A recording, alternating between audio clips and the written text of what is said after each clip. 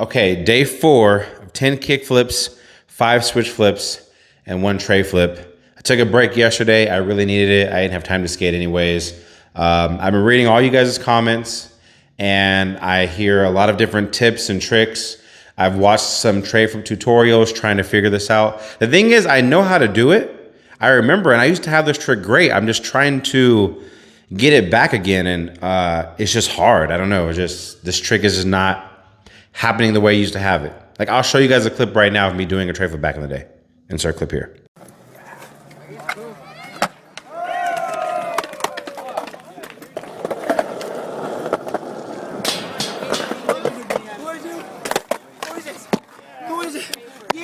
Yeah. So, I mean, I know what to do. It's just redoing it again. And, you know, it's a frustrating thing because I'm trying hard and I want to just remember how to do it. And I know in my mind, like, I know how to do it. I feel it in my mind. But when I go to execute in my body, it just doesn't work. So I'm a little cold today. I did my stretches and everything, but let's do some kick flips. Let's kind of get started. The garage is a little different, so hopefully that helps. So last time I did those kick flips and they were great. So hopefully today is the same way and we'll see how it goes. 1, 2, 3, 4, 5. I wanted to do all of them in a row. So when I first started this challenge with the kick flips, doing like 10 kick flips every day, I was at like 50%. And especially when I would start skating, like the very, like the day, that day I would skate, I would always miss like the first few. So now I'm like not missing them as much anymore. So that proves that just practicing it over and over, getting your muscle memory down does work. So I'm living proof that it works. So I'm pretty happy. Even though I just missed that last one, I'm still better than I was when I first started. So I'm hyped. Back to the kick flips.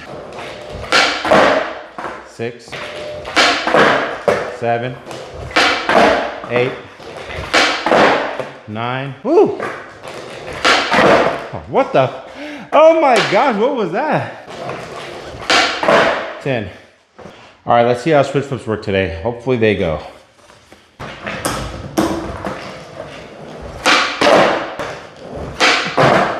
Ooh. 1, that was rockety.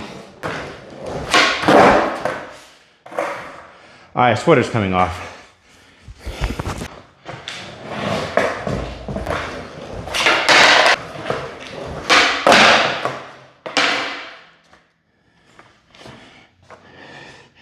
I think I just broke it, dude. No way.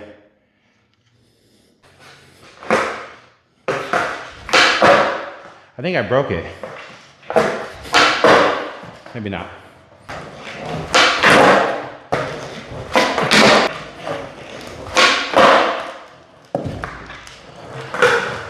Two. That's so ugly. 3. Oh my gosh, so low. 4. Fuck you.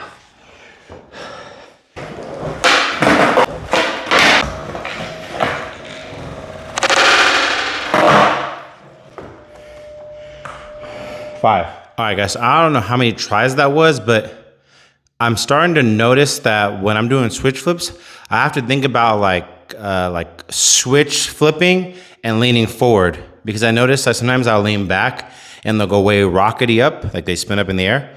And I have to remember to like counterbalance, like to switch ollie and lean forward. I think that's been like the hardest thing with these and then getting my balance down, because like I'm going so slow and I have no setup time that it's just hard to get in the position. But I mean, that last one was good. I think that was a pretty decent one. It flipped well, so it wasn't the highest, don't get me wrong, but I mean, they're okay. They're getting there, so yeah.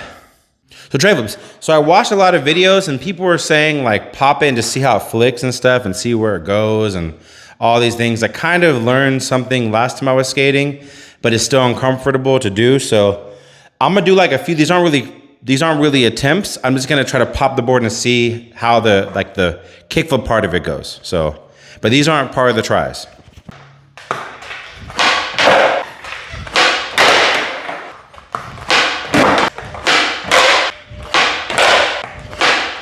So what I learned right now is I have to figure out my own way to do this. I watch these tutorials, all these different things about different foot placement, play around with it, blah, blah, blah, blah, whatever. Scooping it more vertical and all this different shit. Ultimately, I gotta put my foot way more off and scoop it the same way I was doing the 3 shove, with my feet, my toes hanging off more. That's just it. It's just hard to, it's crazy how that little bit, like this little bit right here, like putting it from here to here, makes a huge difference of how fast I'm able to spin it. So that's the problem. Like I'll get here and I'll spin it and it does 3 shove really easily. And then I go here and it doesn't rotate all the way. So that's where I'm at. All right, attempt number 1.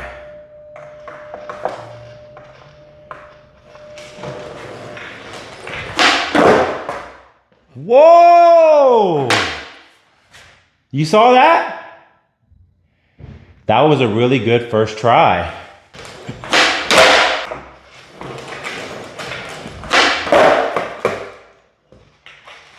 Okay, that was actually their try. It was sketchy, but it was their try. Okay, let's try another one, do another angle. Now, I don't know if I'm gonna do it again that quick, but I'm glad I got one in the tank already, like, thank God. So now I can kind of just work on it. But let's see, let me try to get it again.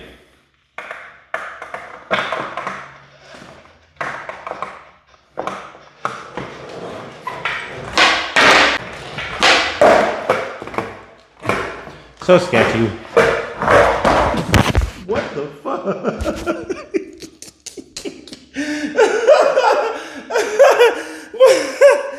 Dude, these cracks are crazy.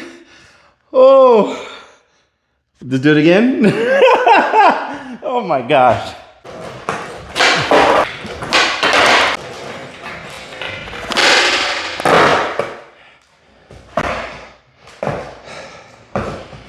That was the cleanest one so far. Super low, but I did it.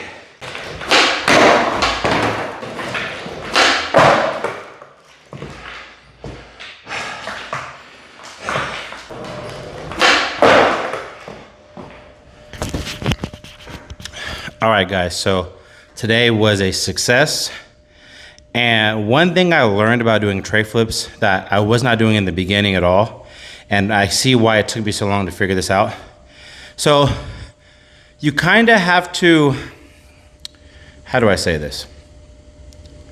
When you're popping and you bend down and you go to pop and forward and like jump up, you need to also like jump and you need to like lean forward a little bit. And that's what's gonna carry the flick.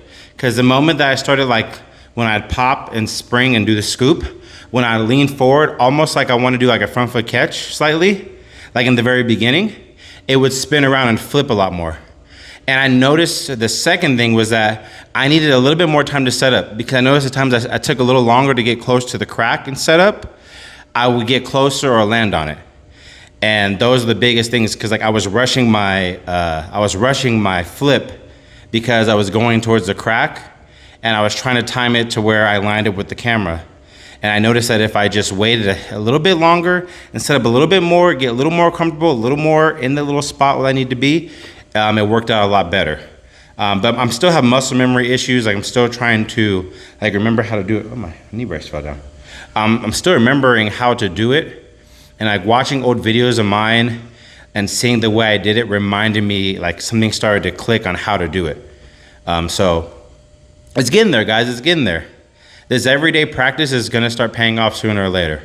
You know, just if you wanna get better at skating, the only way is to practice and do these things over and over and over again. It's just, there's no way around it. Remember when you were skating when you were younger, well, at least I don't know if you were, but when I was skating when I was younger, I was going like 3 to 5 hours a day, 5 days a week, 6 days a week. And so all that practice was coming in, you know, over and over. So now this is like retraining my body to have that same muscle memory that I used to have, that I so desperately miss and so desperately want. And I just want to be able to skate and land tricks and have fun. Like, I'm not trying to be the best. I'm not trying to be the greatest. I just want to do some of the old tricks I used to do. I want to be able to land things more consistently, because it's not that fun when you're always falling, you know? It's fun staying on your board more than it's falling. So if this is going to help me do that, I can't wait to get a real session. Man, I'm just eager to get out there and go faster and do some tricks, man. I want to go to skate park so bad. Hopefully I can go this week. We'll see how it goes, but yeah. We did it, guys. Day 4 is done. So remember, when all else fails, just skate better. Just skate better.